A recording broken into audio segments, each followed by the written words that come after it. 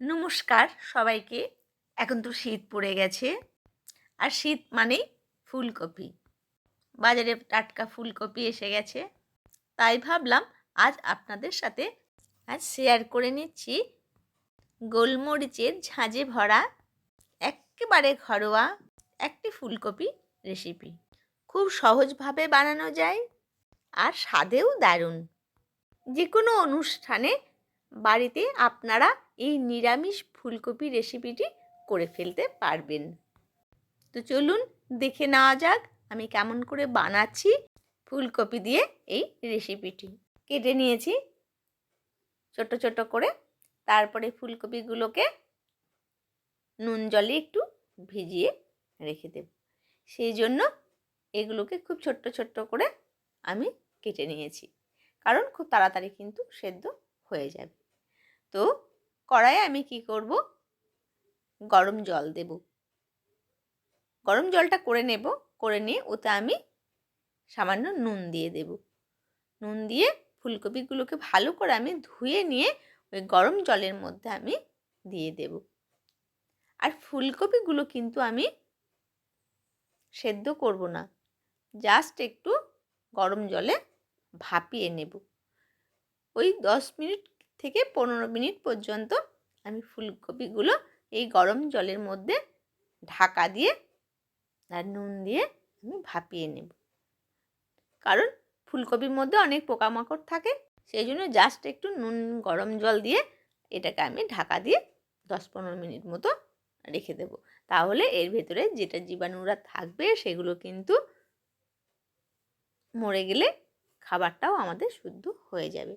সেই জন্য আমি 10-15 মিনিট মতো ঢাকা দিয়ে দিলাম। তারপরে ঢাকনাটা খুলে দেখলাম, হ্যাঁ, ফুলকপিটা আমার ভাপে খানিকটা সেদ্ধ হয়ে গেছে। এবার আমি ঢেলে রাখলাম। এবার কড়াইয়ের মধ্যে তেল দেব। তেল দিয়ে ফুলকপিগুলো ওই তেলের মধ্যে আমি ভেজে নেব।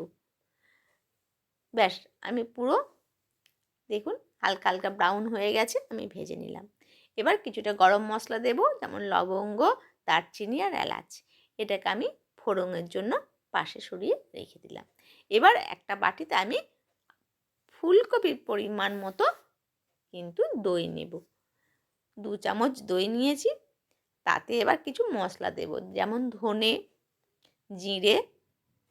এতে কিন্তু কোনো হলুদ পড়বে না।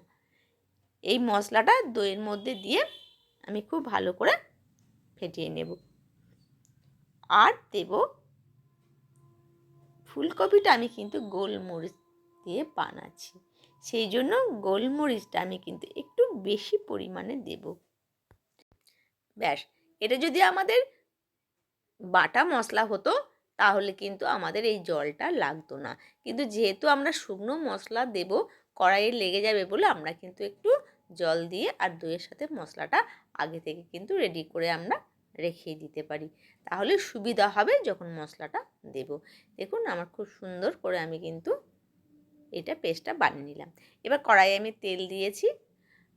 তেল দেওয়ার পরে আমি যে ফোড়ন দেবো বলে যেটা রেখেছিলাম, দারচিনি আর লবঙ্গ, আর তাতে একটা দিয়েছি এলাচ আর 2টো তেজপাতা।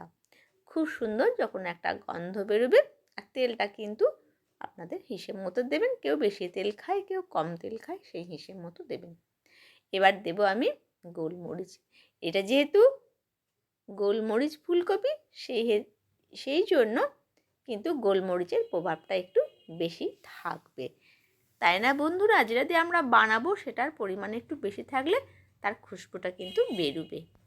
মশলাটা খুব ভালো করে নাড়া যখন হয়ে যাবে, দিয়ে দেব ফুলকপিগুলো। ফুলকপিগুলোকে মশলার সাথে খুব ভালো করে নাড়াচাড়া করে নেব। তো দেখুন বন্ধুরা, মোটামুটি আমার কিন্তু একটু শুকনো শুকনো হয়ে গেছে মশলাটা। এই অবস্থায় আমি কিছু ক্যাপসিকাম ছোট ছোট করে কেটে নেব। তো একটা ক্যাপসিকাম নিয়েছি, কেটে নিয়ে এইভাবে আমি ছোট ছোট করে কেটে নিয়েছি। কেটে নিয়ে এবার ফুলকপির মধ্যে আমি দিয়ে দেব।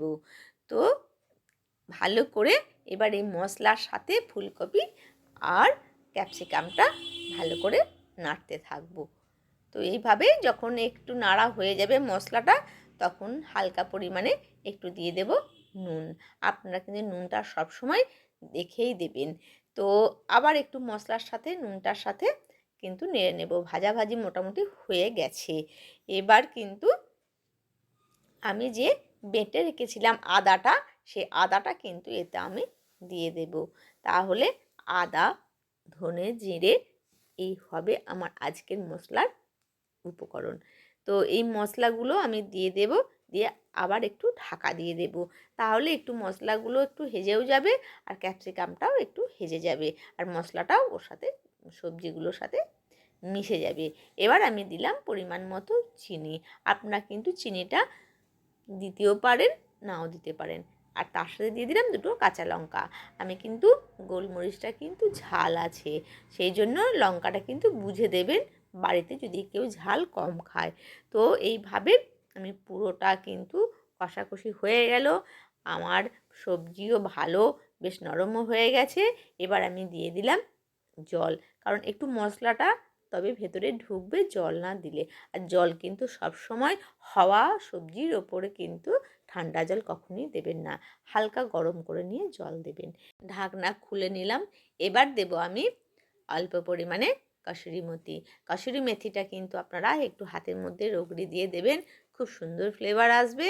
আর লাস্টে দেব গরম মশলা, এতে কিন্তু ঘিও দেবেন, খুব ভালো লাগবে।